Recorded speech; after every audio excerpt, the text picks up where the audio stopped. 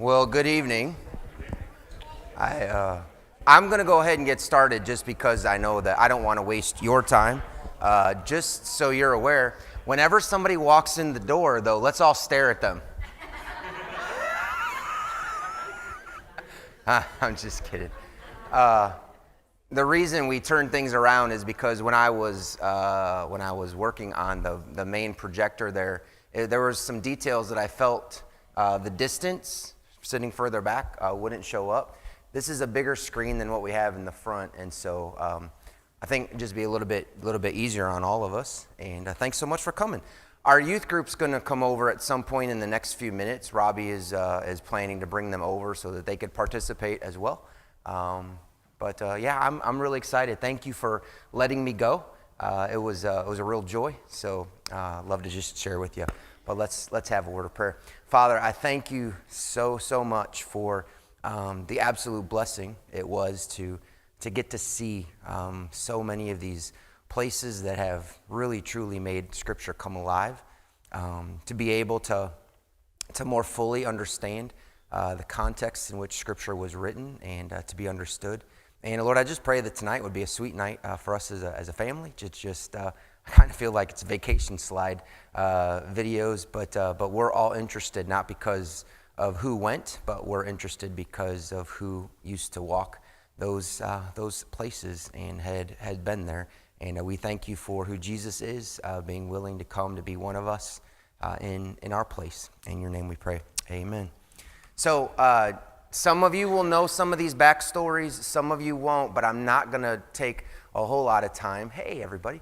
Not going to take a whole lot of time giving you the backstory, but I want to give you a few people that were very instrumental in me going. First was Mrs. McDaniel. So Miss McDaniel is a teacher at Luray High School. She's one of Trinity's teachers, and she is the one who, through a long story that I've shared with the church, she's the one who paid my way to go to Israel, a $4,000 gift that was given to me by Mrs. McDaniel. So my trip starts kind of strange. I got to Dulles Airport and needed to catch a flight from Dulles to JFK. And in JFK, which is in New York, I was meeting the group. And from JFK, we were going to fly to Israel. So I couldn't meet that. I couldn't miss that flight. And yet, my flight from Dulles, it got delayed, and then it got delayed.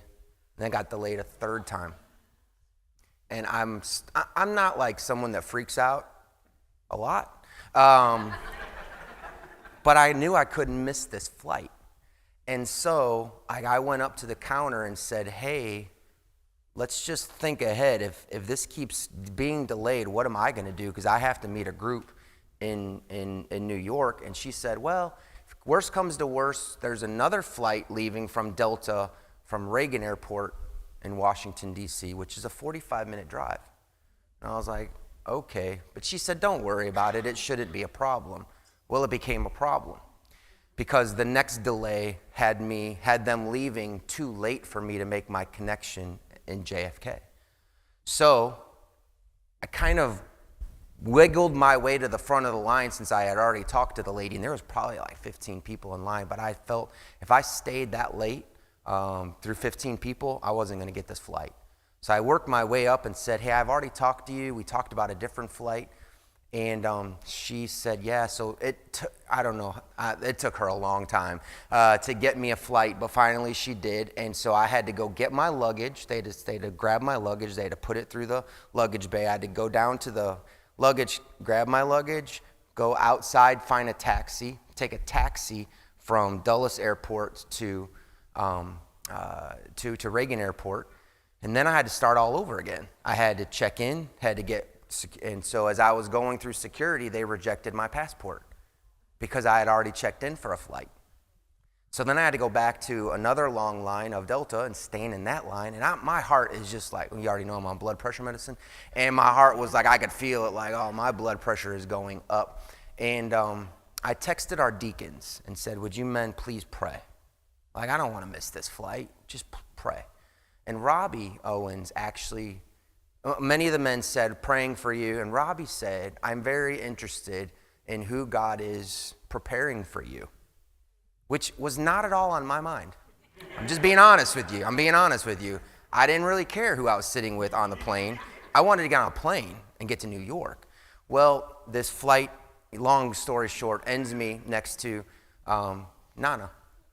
I didn't know this when Nana walked on, but she was having a struggle I could tell her bag was going to be big, and so I said, can I put that up there for you? And I did, and she sat there, and we started talking, and I want to make a real long story short again, but she broke down in tears when she found out I was a pastor.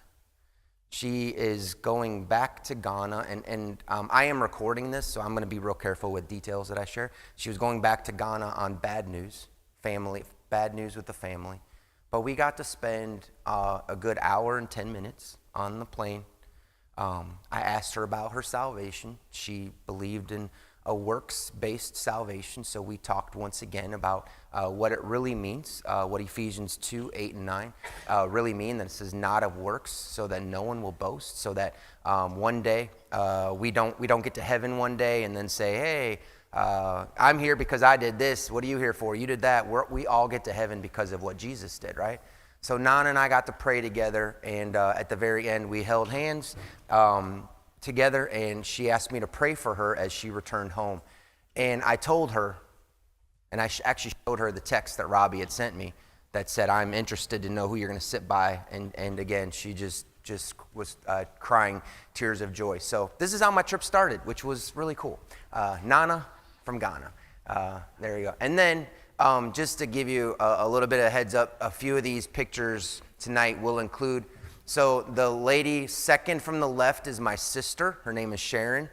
Her husband is in the middle. His name is Dave. It's Sharon and Dave Holloway.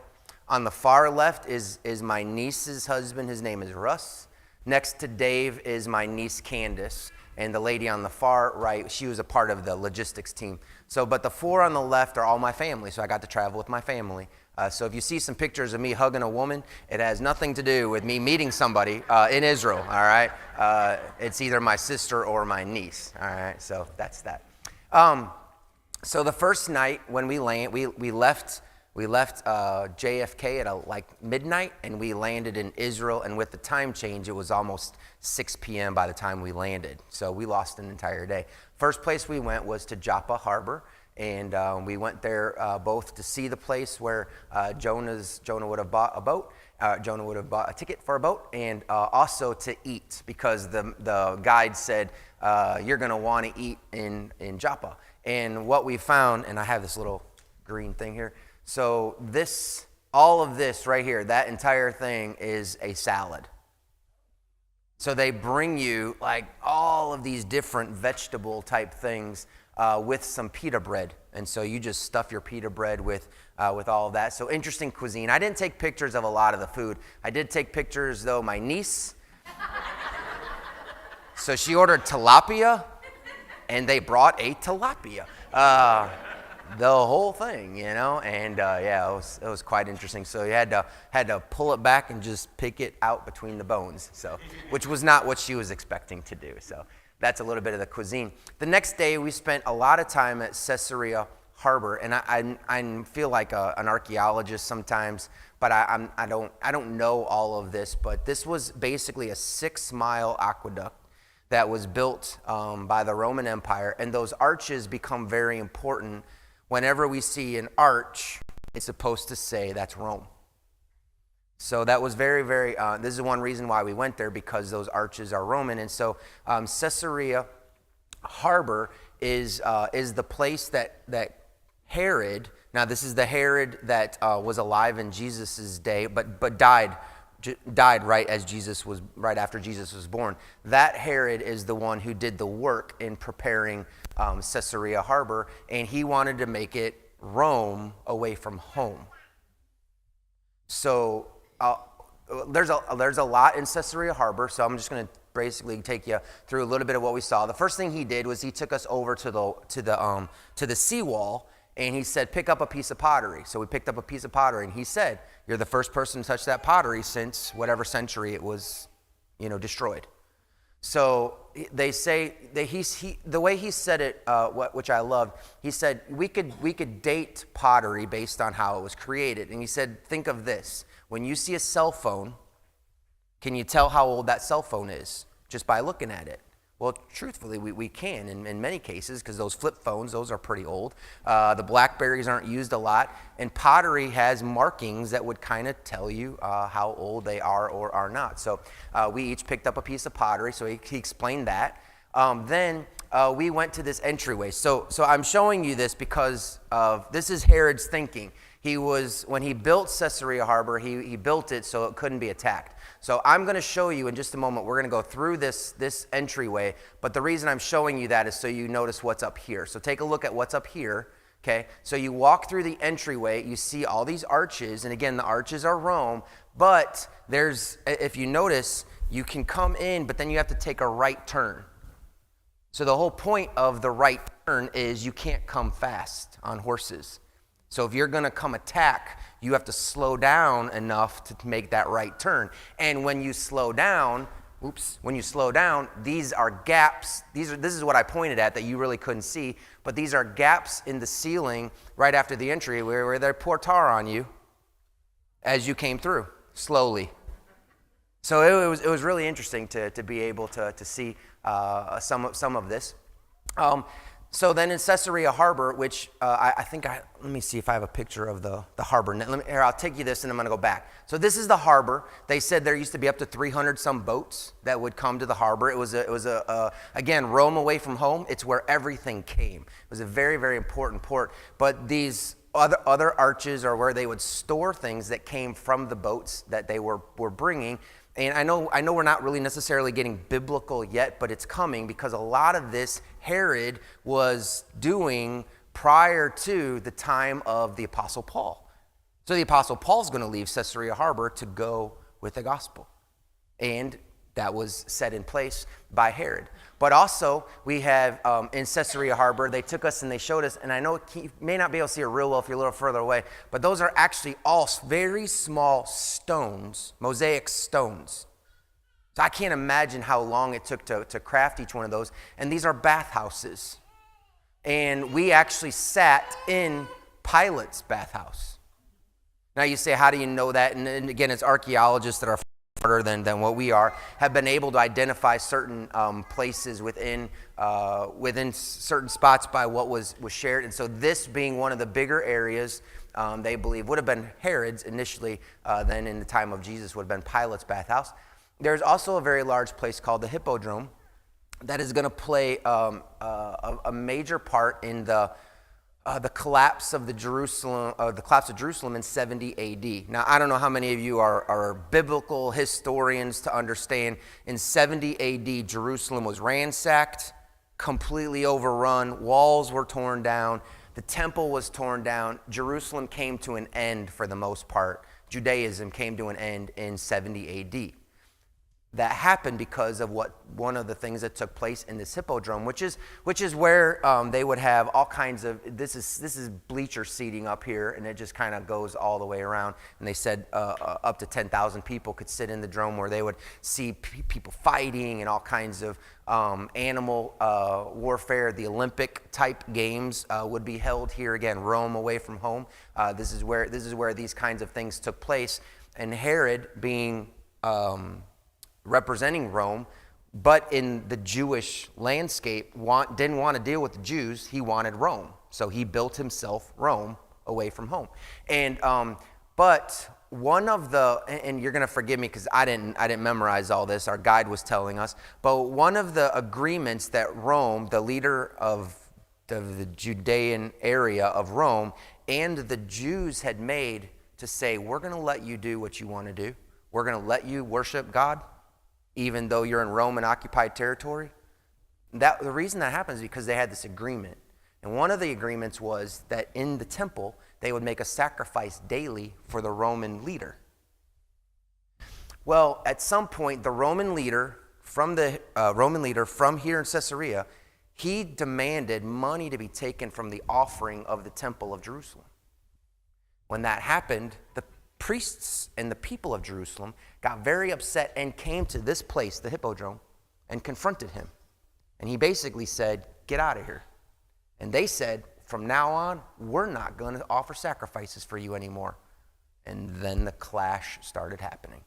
And this would eventually lead Titus, who is the Roman general that eventually took down Jerusalem. From here is where he would get his orders to go ransack Jerusalem. And it had everything to do because offerings were stolen, sacrifices would no longer be made, and the clash of leadership started.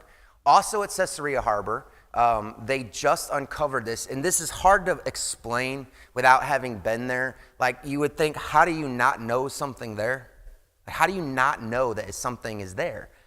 But archaeology continues to be uncovered, because if you can imagine, when something is destroyed, it gets filled in and then built on top.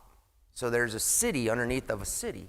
And when that city gets destroyed, same thing. Now we build another city. And so there's levels of cities that have been completely ransacked, and not on the level of cities like we have in Washington, D.C., and New York and Chicago. Not in any way that. They're much smaller, and so they're condensed, and so they just get covered over with a new town, a new city.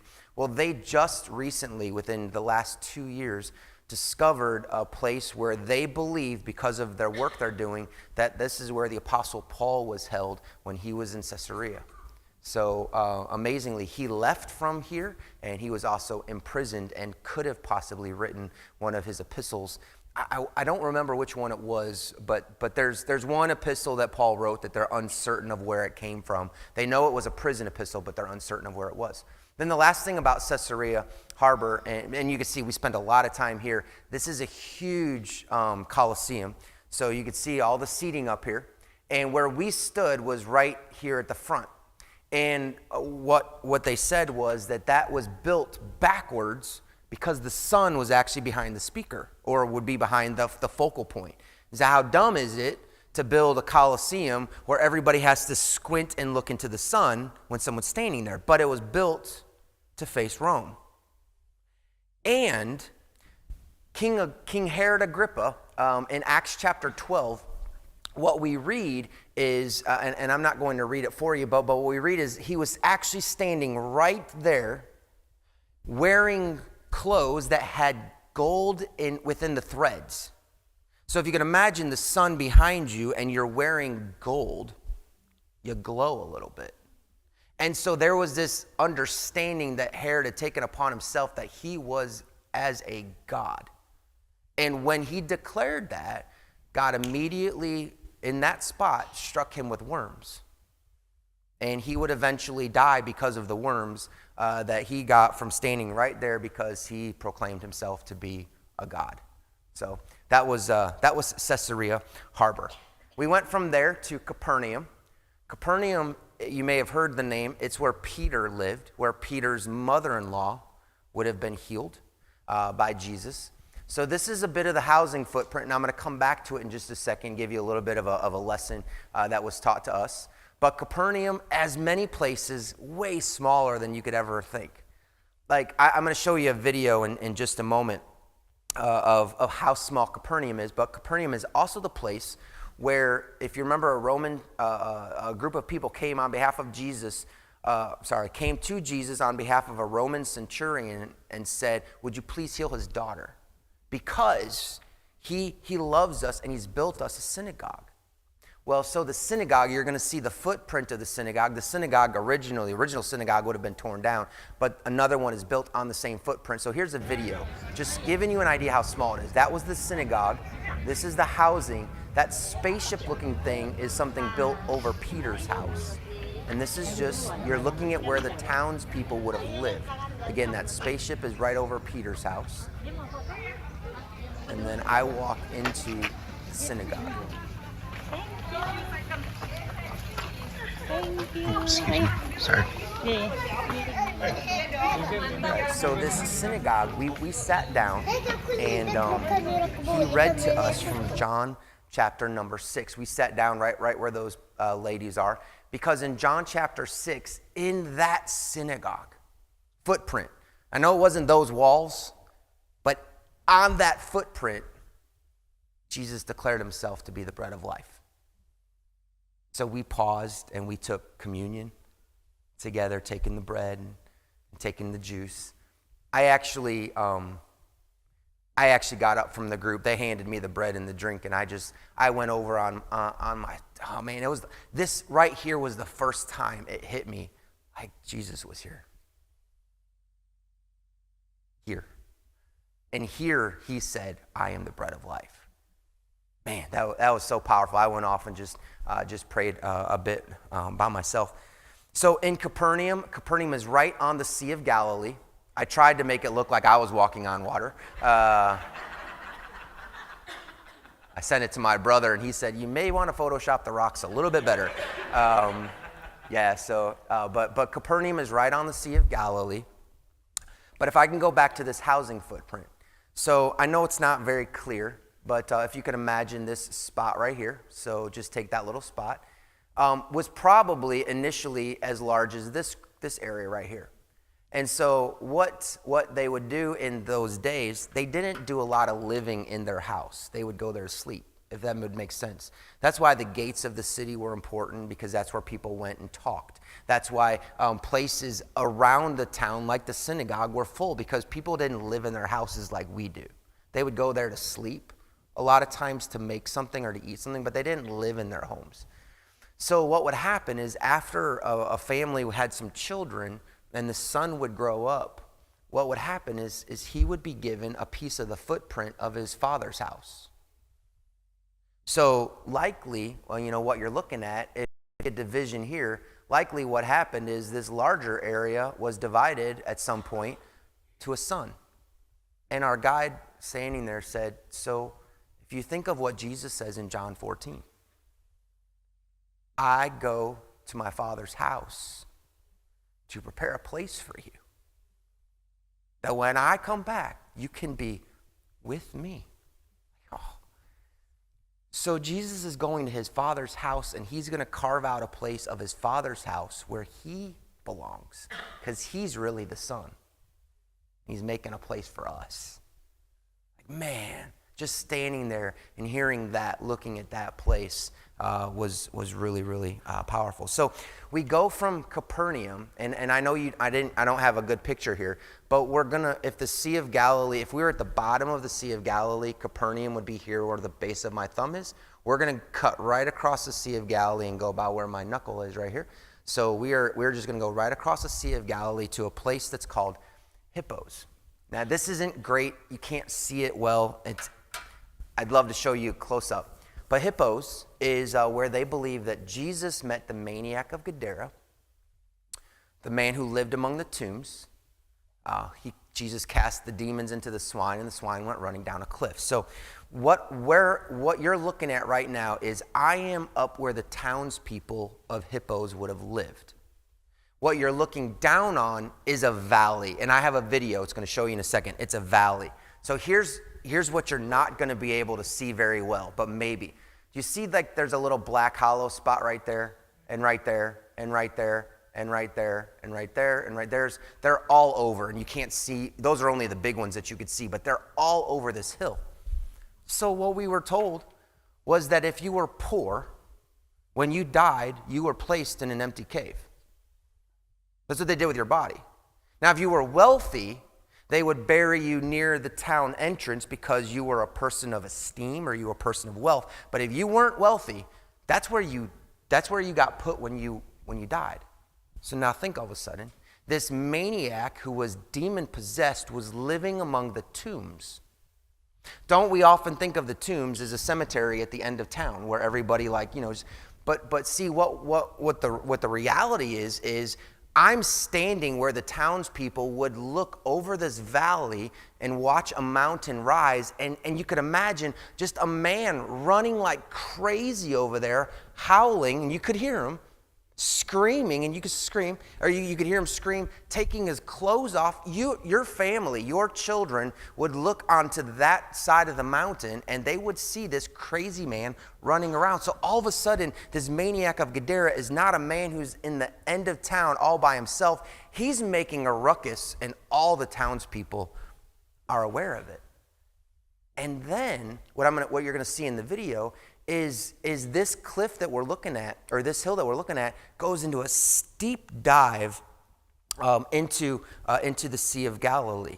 And so this is kind of a close-up view of all the little, the little caves and everything. And again, that would have been the area of the tombs. So now imagine, I'm going to show the video in a second. Imagine you're looking over at a man who was screaming and howling. A boat pulls up. There's a conversation to be had. And the next thing you know, pigs are running down this hill directly into the Sea of Galilee. And that's why those townspeople went down there to say, what is going on? Get out of here. We don't want you around here. Because they just watched everything witnessed. And here's the video. So this is the area where all the caves are. And see, watch this slope. I've always thought it was a cliff that they went off of. But they would have just run right down that side of the hill and right into the Sea of Galilee. This area, this little area was probably one of the most impactful for understanding a Bible story in a completely different way. I say a story, it's not a story, an event in a completely different way. Because again, I'd always imagined this dude at the end of the town living amongst the graves, and how did anybody know what happened? But they would have seen everything. And I always imagined the pigs running off a cliff and jumping like off a cliff, but they would have run down the cliff right into the sea. So from here, the next day we went to Gamla. This I had never heard of this before, but there's a wall and it runs all the way down here. It's broken down, but it's a wall of a city. And Rome, when they were on their way to fight Jerusalem, when they were on their way to destroy Jerusalem, came right through this valley. And Gamla was one of the places where they faced the stiffest resistance. This was a place where Jewish rebels hung out. They refused to pay the taxes that were demanded of them. And they basically, what ended up happening is three different sets of Roman armies had to be sent, a more professional group each time, because these rebels put up a good fight. But eventually, and you can't see it real well, but 5,000 people ended up just trying to be encircled on that little spot of stone right there is where they ended up going. And the Roman army, there was a huge massacre that took place right here in Gamla. I had never heard of it before. It was a huge hike down to it. We went to where their town was and found the synagogue. So this would be a Jewish synagogue in the area of Gamla. It was way up on a hillside. The way that they would build things on hills was absolutely crazy. But we sat there, and in this area, our guide read to us from Acts chapter 5. And there's a man named Judas in Acts chapter 5 who claimed to be a Messiah. And what he said was, that man, likely standing right there where the bema was, which is where they would often read the scrolls, stood right there and would have claimed to be a Messiah. And so you find that the story of him in Acts chapter 5, 37. So from there, we went to Caesarea Philippi. This is one of the coolest places, and I don't want to spend too long, but I don't want to glance over it. Caesarea Philippi is where Jesus took his disciples in Matthew 16 and asked them, who do men say that I am? Oh, well, some say you're a prophet. Some say you're John the Baptist. Some say you're Elijah. Who do you say that I am? And this is where Peter makes the confession of in Matthew 16:16. You are the Christ, the Son of the living God. Right? You're familiar with that. What is Jesus' response?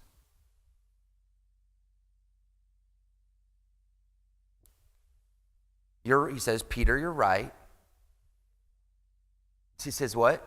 Thou art Peter, and upon this rock I will build my church, and the gates of hell shall not prevail. Don't forget that. We're going to come right back to that. So Caesarea Philippi is a very strange place. It's the start of the Jordan River. So there is a mountain called Mount Hermon, often covered with snow. And that sends a spring down here through Caesarea Philippi. So what you're looking at, that water right there, is actually the start of the Jordan River. Jordan River will run then eventually into the Dead Sea. But Caesarea Philippi is a very, very a very, very wicked place. So the Temple of Pan, and again, I'm not a historian here, but all of this area in here would have been places where demon worship took place. Very, very, very sexually immoral type things happen. So you saw that cave that I showed you at the beginning, right? Remember that cave that you looked at? So what people believed about the gods is that in the wintertime, the gods went into that cave, which is why nothing grows in the wintertime. The gods go into that cave. So what they would do, they had these temples, they had this temple that was built. They would go to these places, and the people would perform all kinds of sexual immoral acts, including children, with the idea that these orgies and immorality is going to invite the gods who went into the caves themselves to have sex. It would entice them to come out. And again, I know this may sound strange to us, but you got to understand the first century views of gods. They believed that the gods being intimate with one another is what produced growth, including grass, leaves, all that stuff. So they wanted the gods to come out so things would grow again, right? But this was just a wicked place. And yet Jesus says, guys, this is where we're going. And this was so far out of the way. We drove a long time to get here. And that's the only thing we saw. Then we drove a long time to get away, to go back.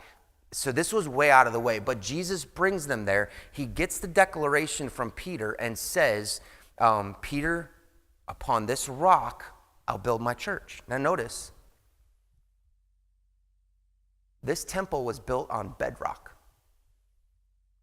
All of that is still there because that is bedrock. And there are theologians who know that Caesarea Philippi, that cave right there where those gods went, was called the gates of hell. In the first century, this was actually called the gates of hell. That spot was right there because that's where the gods lived. So now you got to think what Jesus is doing when he's walking, when he goes and takes his disciples to Caesarea Philippi. What he's doing is he's approaching the place where the gods were. Now whether you and I think there really are gods or not is a little bit different thinking than just saying, is there a God other than Jehovah? Is there a God other than Yahweh? Do we believe that there are principalities and spiritual forces of wickedness and darkness? Right? So what many theologians believe is when Jesus took his disciples there, what he was doing is he was finally revealing himself, because Matthew 16:16 is where he reveals himself as the Messiah, and he reveals himself as the Messiah to the gods. This is who I am. I am the Messiah. God has revealed it to you, Peter. You've declared it. Now, I want you to know this, on this rock, on this spot, where all hell has broken loose, I'll build my church. And the gates of hell, they're not going to prevail against it. And when you look at what that place is, do you see how the temple no longer stands? And do you see how the church continues to be built? On this rock, I'll build my church, and the gates of hell shall not prevail against us. And just an incredible lesson that we got from there. I'm not going to spend much time here, and maybe at the end I'm going to turn this off and tell you a little bit more about our driver. But this is our first driver. His name is Ashroth, and he has an incredible testimony that I don't have liberty to say on social media or online. Our second driver, Motaz, I actually got his number. He and I became really good friends during the time we drove, and so I even texted him today, sent him this picture, and said, "I'm showing our church this picture. Pray for Motaz. He's a Muslim, and but he's going to be around. He works now for the guy that took us on our trip, so he's going to be around a lot of Christians. So pray that the Lord works in his heart, and he's very, very kind. I call him my friend and my brother, and he responds in the same way. So The next day, we went to a place called the Nazareth Village. It was so cool. Nazareth is the hometown of Jesus, right? So they actually purchased there's a company about 150 years ago that purchased a large group of land right in the middle of Nazareth. And Nazareth, if you look around, if you stay in the Nazareth Village, and I know this is hard for you to understand, but all around are modern homes, everywhere you look, except right here in this Nazareth Village area. And what they've done is they've tried to recreate what things would have been like in the first century. So I took this picture because this was really cool. This is an almond tree.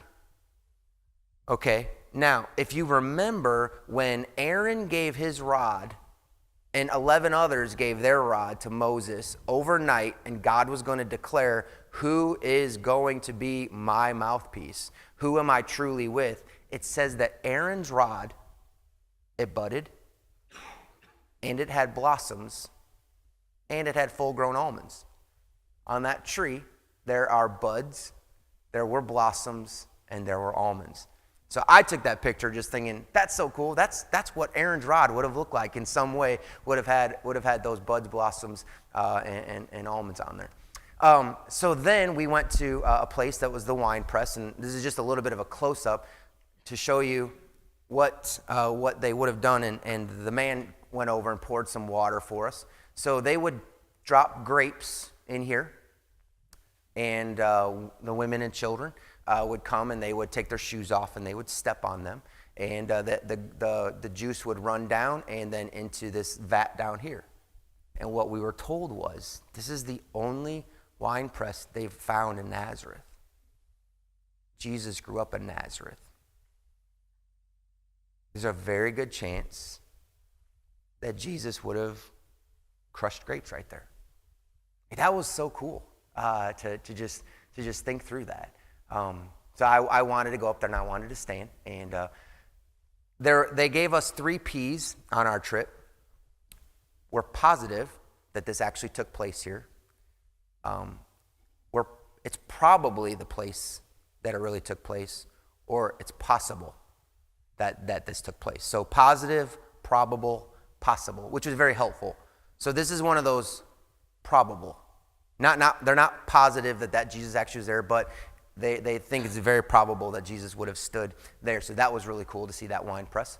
And then the next thing is an olive press. And it's not a good picture, and it's really hard to get a good picture because it's a big, long log, as you could see.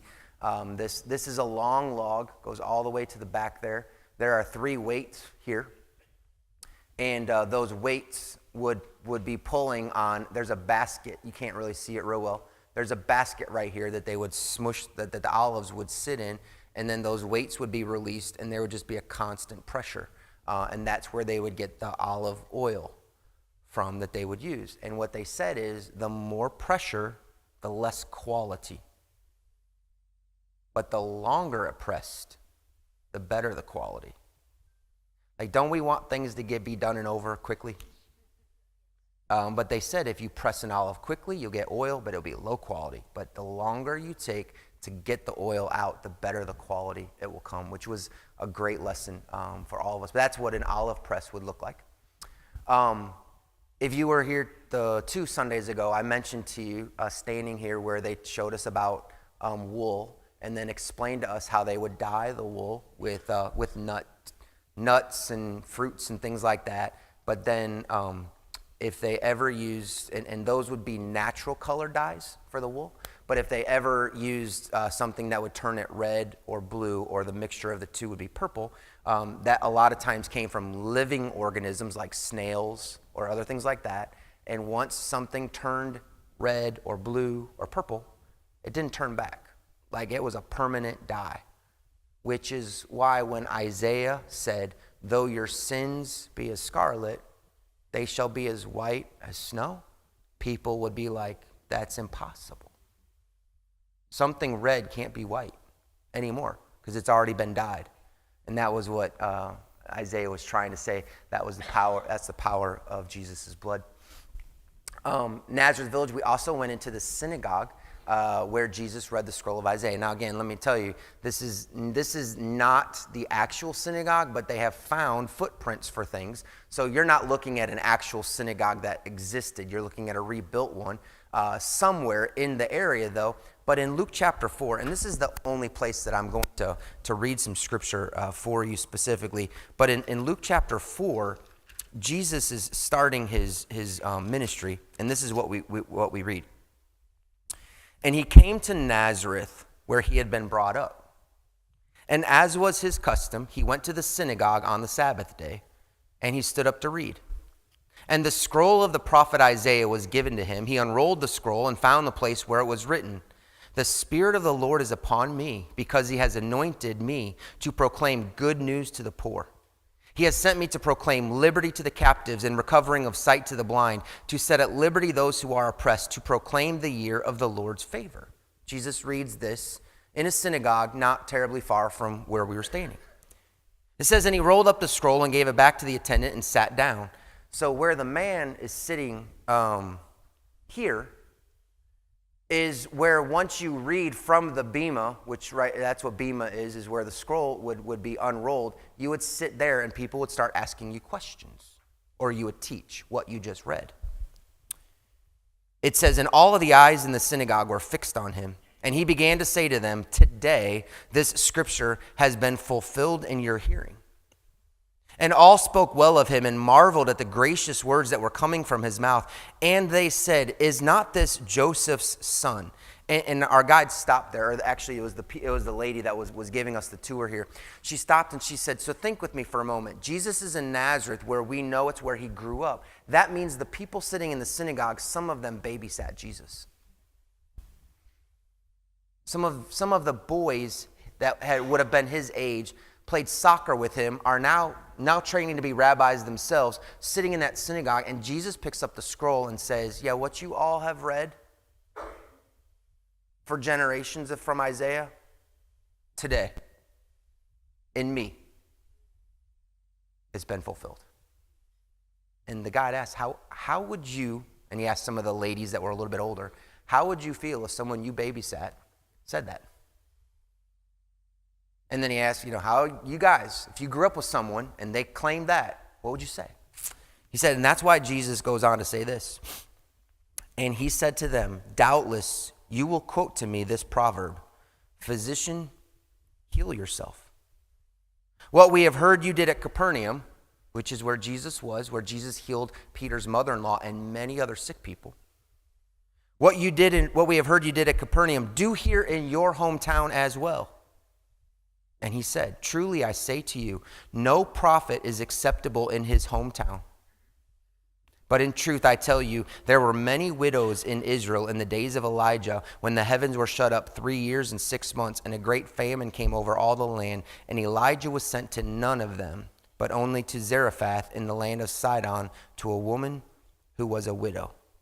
And there were many lepers in Israel in the time of the prophet Elisha, and none of them was cleansed, but only Naaman the Syrian." So here's what Jesus is saying. You want me to do here what I did in Capernaum because you want me to prove to you. Well, here's what I have to tell you. When Elijah was alive, there was a whole lot of widows in Israel, but God sent him outside of Israel to help a widow who wasn't a Jew. And with Elisha, there were a lot of lepers in Israel, but God didn't send Elisha to heal the lepers in Israel. God sent Elisha to heal lepers from people who were not from Israel. What do you think of that? And here was their response. "When they heard these things, all in the synagogue were filled with wrath.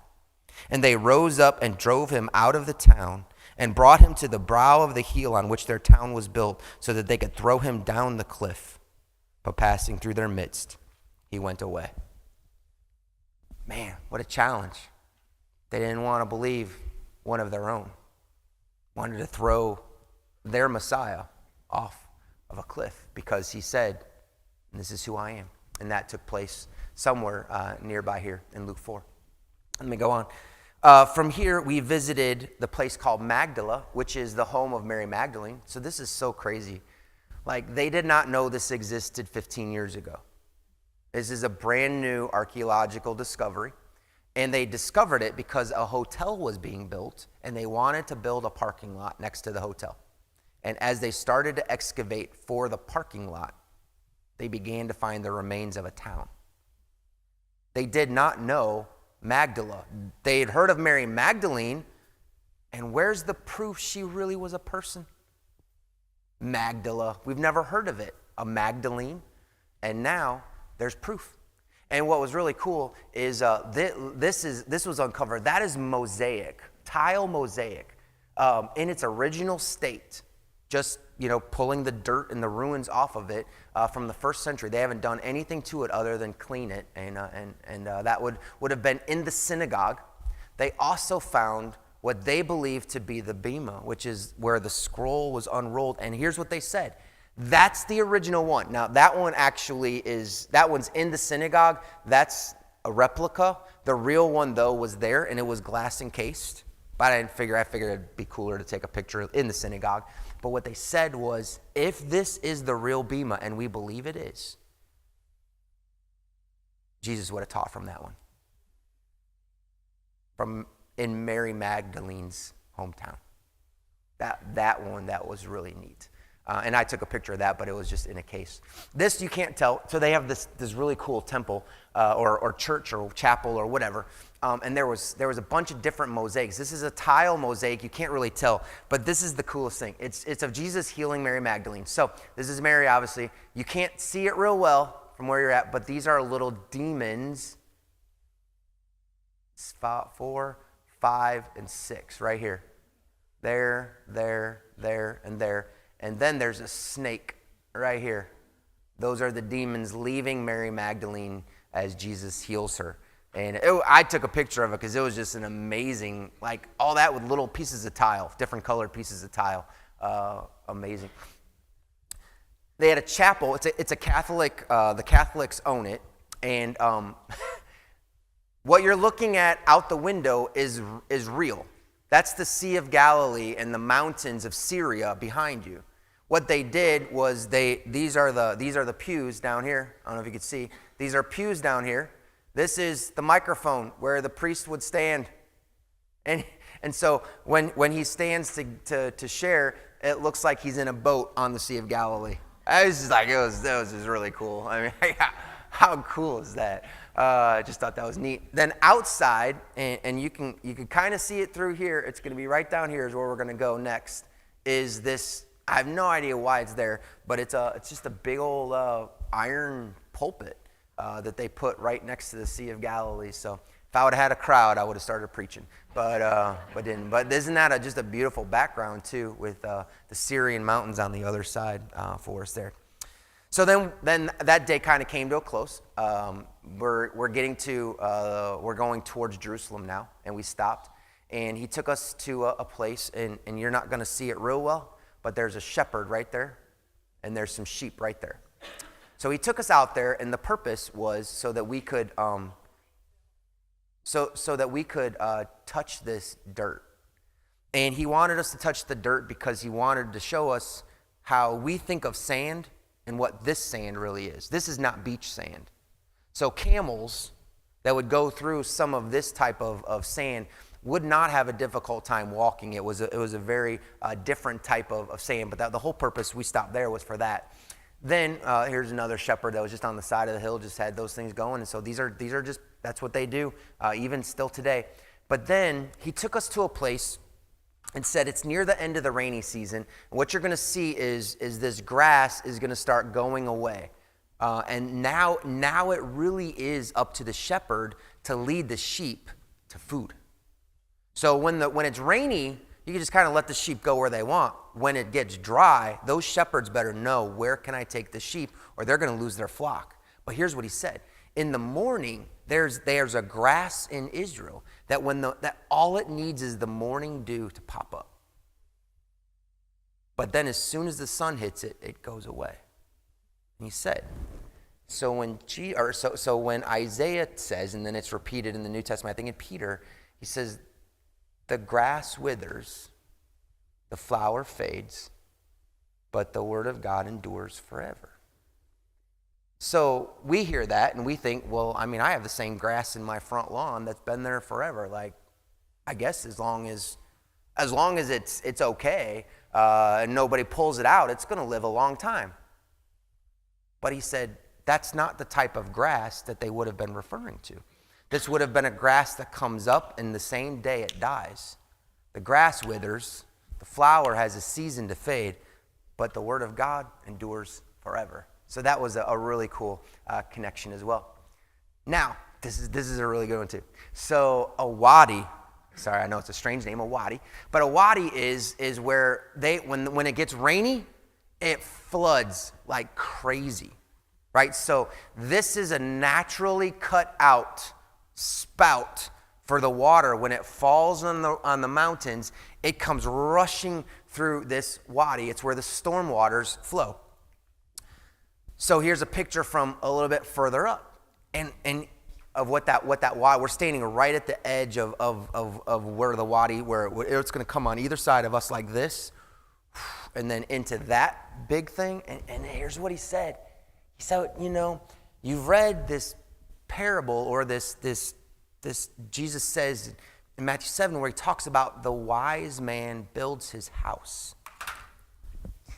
What's going to happen in the storm is that, I don't know if you can really see it real well, they have bulldozers down. They're not stationed there now, but they have places where bulldozers can be sitting right through here. Because what happens is huge rocks come loose during these stones and come rolling down the hills and into this wadi. And they want to keep it clear because those stones will eventually make it onto the road and destroy the road now. But in Matthew 7, this is so cool. In Matthew 7, when Jesus is talking about the wise man, needed glasses. It says, and everyone who hears the words of mine and does not do them will be like a foolish man who built his house on the sand. And the rains fell, and the floods came, and the winds blew and beat against that house, and it fell. And great was the fall of it. And he said, so often we think, oh, well, we need to build our house on the rock, the foundation. He said that's completely inaccurate. It's not about the foundation. It's about the location. If you build your house on the sand of the wadi, it's going to be destroyed. You want to build your house on the rocks up high, where you're not going to have something come and destroy it as it floods down. I thought that, man, what another really cool, impactful way to understand Scripture, because that is the sandy area down there. So that would be the sandy soil that was talked about. We also stopped, and in my hand right there are some dried crickets, because it would have been an area where John the Baptist would have lived, and so we ate, I mentioned it Sunday, we ate some dried crickets and some date honey in honor of John the Baptist right there, which was not terrible. We kept climbing. We went past the wadi. We started climbing to the area of Qumran where the Dead Sea Scrolls were found. We sat down there. He talked to us for a while, and then we got to go a little exploration. So my niece and I went caving a little bit, went to this cave. And then, I know you're not going to be able to see it real well, but this is a cave that we went into. So this is a picture of the outside of it, and this is a picture of the inside of it.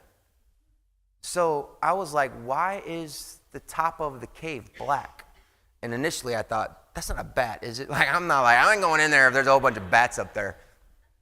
Any thoughts? Fire. Because people lived in these caves.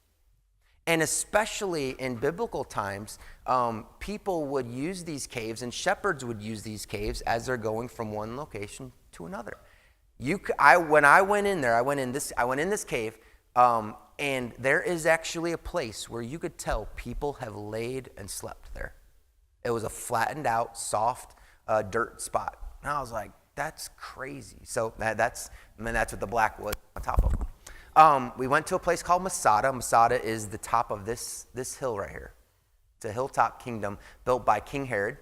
It was built by Herod. It was occupied by the Jews. There's actually a movie that was made about Masada, and there's a whole bunch of books about it. But it's just a hilltop kingdom where I think that Herod wanted to show off his incredible wealth. I met this lady while I was eating lunch. Her husband had a Michigan State hat on and said, hey, I'm Big Ten territory too. And I told him I was from Illinois. And he said, we talked a little bit, and she said, where are you from? And I said, Luray, Virginia. She said, Luray, I know where that is. I was like, we're in Jerusalem? And someone knows where Luray is? That is crazy. She's very good friends with someone. And so I reached out to that person on Facebook and said, hey, I met your friend in Jerusalem's crazy. Anyways, it was a pretty cool thing. But so Masada, now we're up on top of the cliff. We took a cable car up on top. The Dead Sea is out there.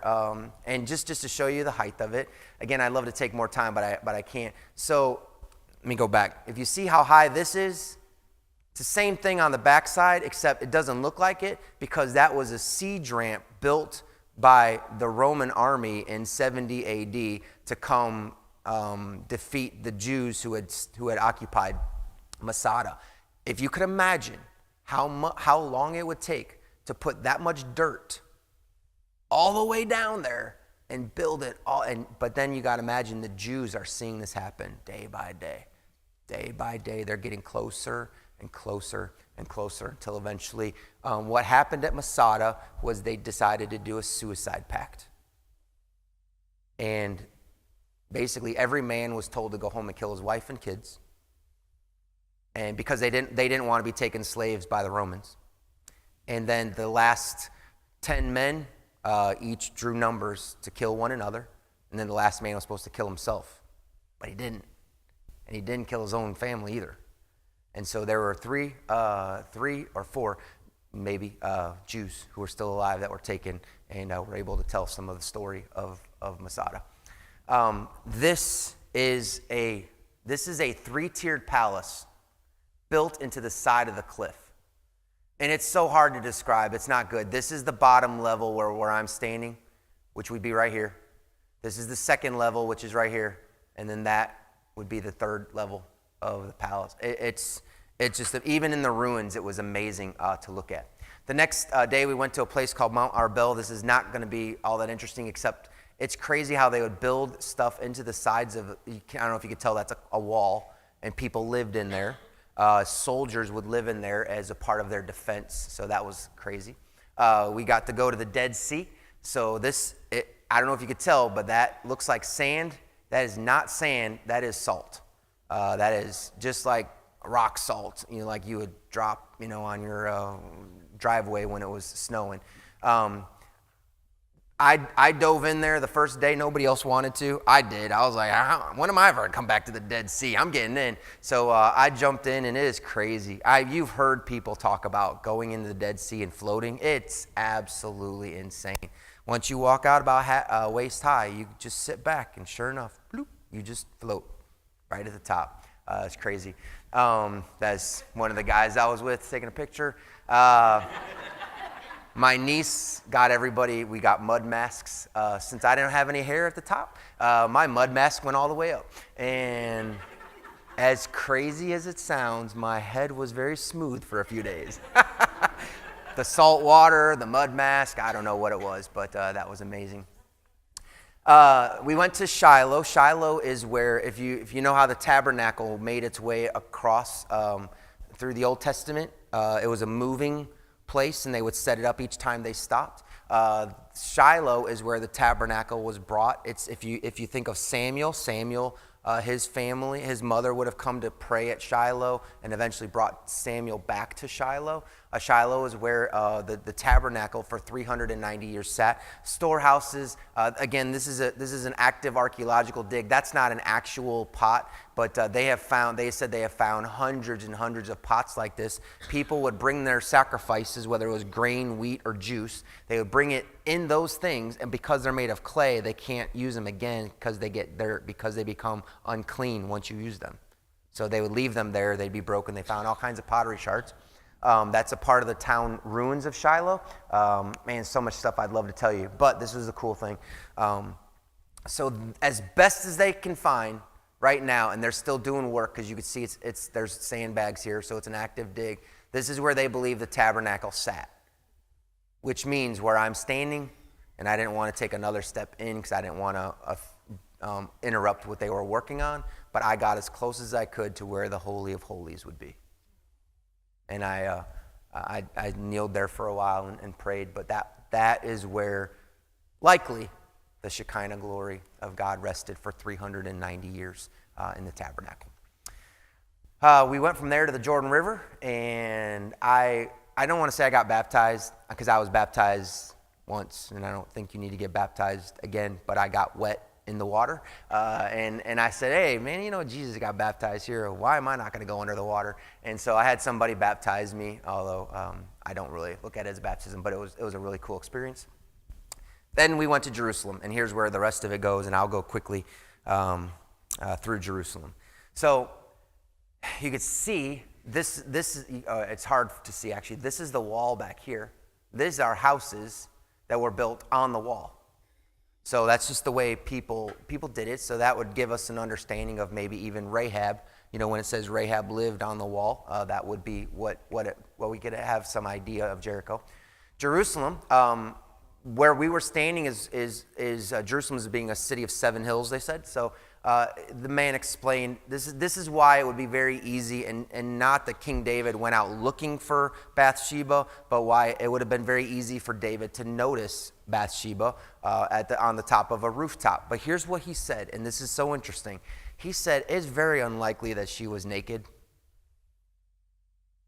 He said, because it's such a open place, like people wouldn't just take their clothes off because they knew people were watching them. He said it was very likely she was doing a ritual bath, washing her feet, which plays even more into David's own actions, where he wasn't necessarily motivated by a naked woman, but rather just by lust. Because he said it would have been shameful for a woman to just stand out on her rooftop naked, because people would have seen. Many people would have seen her, not just the king. So that was interesting to hear. The walls of Jerusalem. So this little cutout around that stone was the marking of Herod. So whenever you saw a stone that had that kind of a cutout around it, we knew it was a stone of Herod. We're pretty far underground, and you cannot see this well, but the guide said, take your phone, pull out the level, and put it on there. And so we were measuring this crack right there. 0 or 180. Perfectly level, thousands of years still later. And they didn't use mortar to level anything off. Everything was done by hand. It was just amazing. And some of these stones were huge. The ruins of the Jerusalem walls. So in just a moment, I'm going to show you this spot right here. I'm going to show you that a little bit more up close. But they left this pile of stones there saying, we didn't want to touch it. That's the way we unearthed it. And so that would have been rubble from the destruction of 70 AD when the temple was originally destroyed. It says the broken archway ground level. Right here is what I was pointing at on the previous picture. So you can see how far down we are, right? All that level. This is where the ground used to be 150 years ago. So that means they have dug all of that out, which then now you start to go like, oh, so that's why there's so much they're still finding, because that's how far under, that's how much was buried just 150 years ago, to give you an idea. We went underneath of Jerusalem. My niece right here, she is going through what's called Hezekiah's Tunnel. Way too long to explain, but it was a waterway. So we walked through 2 to 3 feet of water for probably close to a mile. This is called the Gihon Springs, the Gihon Springs. It was the water from the Gihon Springs that was used to anoint the kings. So it didn't necessarily take place there, but it was the water from there that would be used.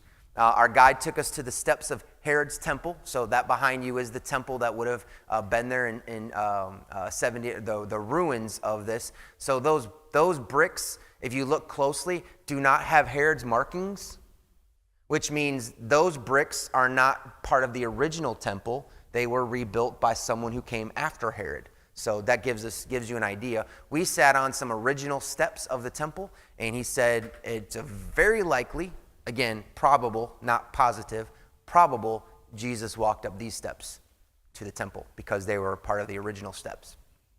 The Western Wall was a very unique experience. It's called the Wailing Wall by some.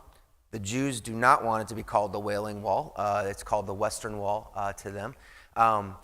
There was a whole lot of stuff going on. It was a happening, exciting place.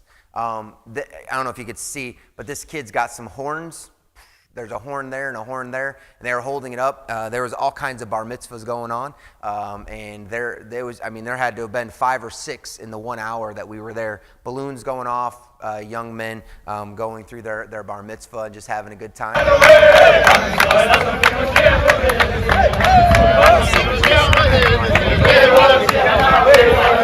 guys were all in the line.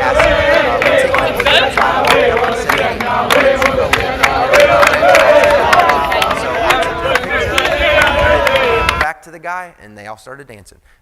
So not exactly sure what they're saying or what they're doing, but a lot of Jewish things going on. So these little copper pots right here are all outside the Western Wall, where the Jews, before they would go into the area where there were books, there were scrolls, there was desks where they could be taught and learn, where they could read the scriptures. They would cleanse their hands before going into those areas of the Western Wall.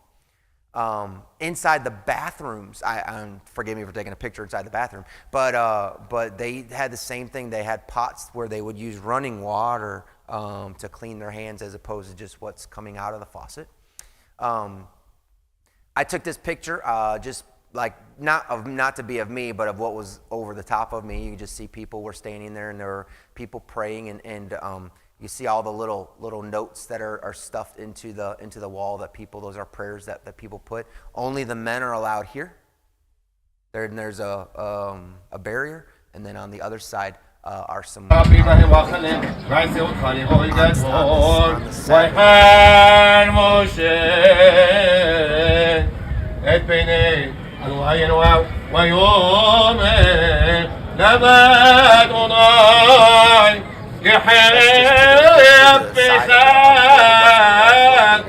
and it was the Sabbath, and so there was everybody was in this type of dress, where like a traditional dress, very different than it was the rest of the days on the Sabbath, which is their holy day, of course, and a lot of scroll reading, you could just tell something was different on Saturday than it was the day before. I wish I had a lot of time to talk about this, but this is crazy. The Temple Mount is where they believe Abraham offered his son Isaac. And the Temple Mount is also where David bought a threshing floor to put the temple, where Solomon built the temple, which means it's where the Holy of Holies would have been after it moved from Shiloh here. But the Jews can't go there because it's occupied by the Muslims, and the Muslims are unclean, so the Jews can't go there. So the Jewish holy place, the most holy place of the Jews, they can't get there. And so I know there's a lot of politics going on, but as soon as you go up to the Temple Mount, and you're allowed on the Temple Mount 1 hour a day, 4 days a week, it's part of the agreement. Other than that 1 hour, only Muslims are allowed on the Temple Mount. So we went up there, and there's an Islamic mosque as soon as you get there. Right where the spot is where they believe Abraham offered Isaac, this shrine to Muhammad is built, and you can't see it well, but there's Arabic writing all over the top, and from what our guide told us, they're all words confronting Jesus as the true Messiah. Basically saying words like he might be a prophet, or Muhammad is the true prophet, Allah is the true God, but all of it is a confrontation to Christ. So we didn't go much further, and I'm going to show you this next picture. It might make a little bit of sense, but I wore a shirt, knowing we were going there. I wore a shirt that said Yahweh, and I took a real quick picture because I didn't want to get in trouble. I didn't want to go to prison for doing that. But I mean, it was intense a little bit up there. But I was bearing the name of Yahweh on the Muslim Temple Mount. We got to meet a renowned archaeologist. It was just a chance meeting, actually, that of course God ordained. But he was the man that discovered the Pool of Siloam, which is a brand new dig. They've just started working on it over the last 2 to 3 years. But the guy that was in charge said, if you come back in 3 years, you'll see a fully restored Pool of Siloam, which is where Jesus told a blind man to go wash after he healed him. This was the cool thing. That archaeologist found what they believed to be the temple of Melchizedek. Now, if you don't know who Melchizedek is, he's mentioned in Genesis 14, where Abraham goes and fights a war, comes back, and he gives tithes to Melchizedek.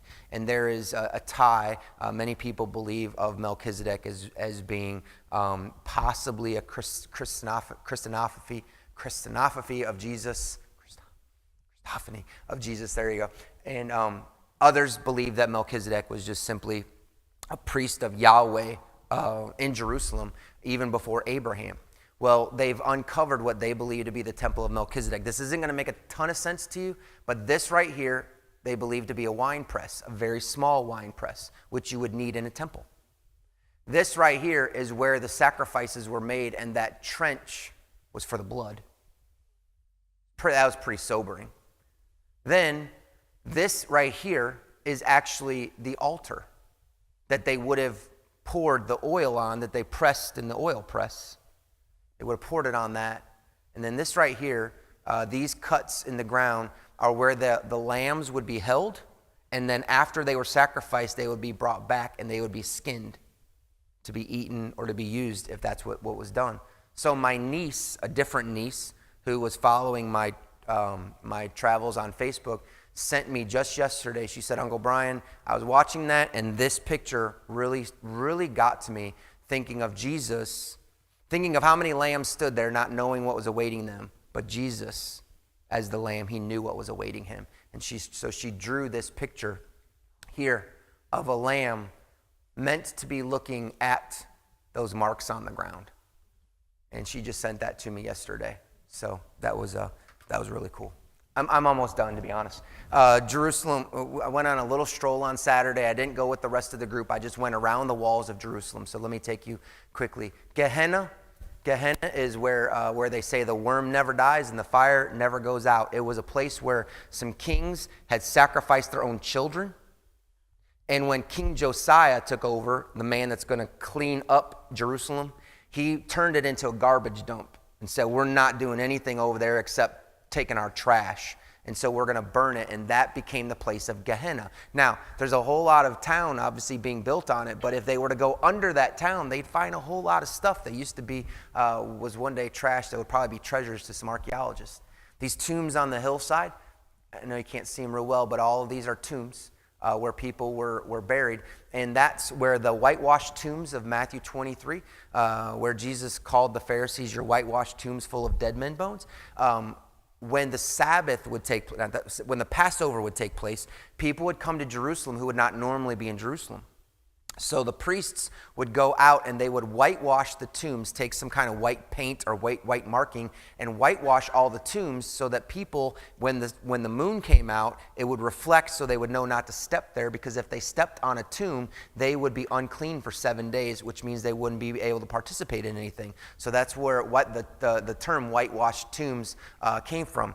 These are ossuary boxes where they would put the bones of someone after they had sat in a tomb for 2 to 3 years. They would put them in a box, and these were just all over the place, just outside unmarked.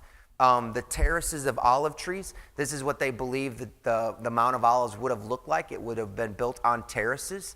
The eastern gate of Jerusalem, I don't know if you can see it right here, but they say Jesus is going to come back through the eastern gate, and so there was a king in the 3rd century who had the eastern gate blocked off, as if that's going to stop Jesus. But that was from there. The view from the Mount of Olives, this to me was really cool. You can't tell it as much here, but the Mount of Olives is up, and then there's this valley, and then Jerusalem starts to rise. And because Jerusalem's on a hill, see how far back you could see Jerusalem because it's on a hill? So I was just thinking how many times Jesus could go to the Mount of Olives and pray for the whole city because he could see the city rising up in front of him. We went to the Garden of Gethsemane, which was a bit of a disappointment for me because I thought I was going to get to go next to one of these trees and pray, but it's all fenced off. So you couldn't go any closer than what I just took a picture through a fence, but where Jesus would have prayed. Then I went to Golgotha, where Jesus was crucified. This is probably a familiar thing for many of you to have seen, but right here is where the bridge of the nose used to be. It broke off in 2017, and so it's decaying quite a bit. Another picture of Golgotha. What was so sad to me, though, is that Golgotha, on the next day when I just was traveling, I got as close as I could. I'll be done in 3 minutes. 8:20, I'll stop no matter where I am, just so you know. But with Golgotha is actually, this is Golgotha, right here, right there. And these are buses. Like one of the most special places to Christianity is actually owned by Muslims, and it's just a bus depot where they store all their buses. And there's Golgotha, and there's a mosque, like right around the corner. Like how close these people are to where someone died for them, and yet so far. We went to the Garden Tomb. What I would want to tell you is Golgotha is not where they believe Jesus actually died. They say it's only 200 years. They've only known about it for 200 years. There was a Garden Tomb here found very close to Golgotha. So they're saying, we're not going to tell you that this is where Jesus died, but we're going to tell you he probably died around here somewhere close. And this would have been the type of tomb that Jesus would have been placed in. It's a very large tomb. It's fenced off because they don't want you going back there, but to the back, they could have had at least 3 to 6 people buried in here. So that's why they say it would be a rich man's tomb, and that's what it looks like through the fence where they would have laid Jesus. So I'll take you through this real quick, and this will be the last part. The Church of the Holy Sepulchre is a traditional place. I'm so sorry, I had never heard of this place, but it's a traditional place where they would believe that Jesus was crucified, wrapped for burial, and then and placed in a tomb. So this, you can't really tell, but this is a silver and gold crucifix of Jesus. And there was a lot of people, there was a lot of religious activity that was taking place in this Church of the Holy Sepulchre is what it was called. A lot of people going on. This right here to me was one of the saddest parts. They're kneeling at a stone. The stone starts down here and it goes to here. And they're kneeling at a stone that they say Jesus was set on when he was wrapped for burial. And they're taking rags and they're rubbing it, believing that that's going to either bring them good blessings or somehow is going to help them on their journey towards heaven. This right here is where they believe the tomb of Jesus, traditional site of where Jesus would have been buried, and there is a line of like 100 people waiting to walk in that sepulcher to light a candle, pray a prayer, and then walk back out again. To me, this was probably one of the most disappointing parts of the whole trip because it was like I walked into Disneyland instead of a very, very holy place. Yeah, I'll stop there just because I know we're past a little bit of time. This right here is where I'm standing. Can you see where I am? I'm standing right there with my hands raised. I'm in a little blue. There's some steps right here, and our guide told us that they believe they found right over here. It's just out of the picture.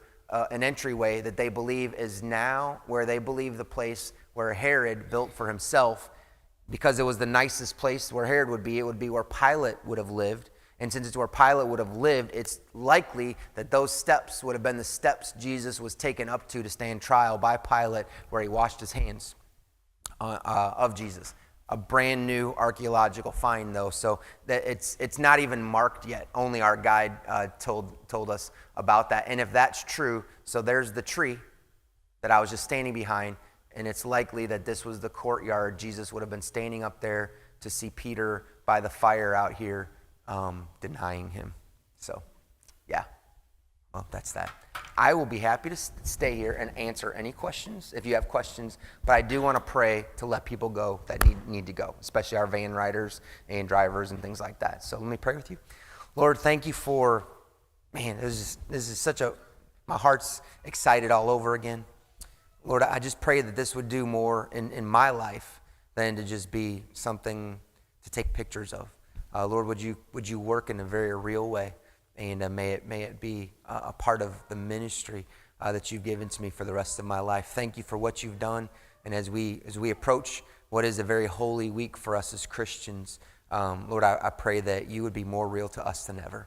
In your name we pray. Amen. Amen. Thanks so much for letting me share all that. A rerun. Let me show you what I didn't show you. All right. So I just have a few more. That guy was wearing a rabbit fur hat. It was very interesting. And you saw the Jewish dress everywhere in Jerusalem. The streets of inner Jerusalem was like a marketplace. And then that's just spices that they were selling in the market, which was just like out in the open, which was really interesting. Those are beanies, those are Jewish head coverings. What in the world? And the last thing I have, some t-shirts. Dave Dooley actually asked me I bought that shirt for him because he asked me to buy that for him. I almost bought the Cowboys shirt, but I didn't. So yeah, that was it. That's all that I have. So thanks.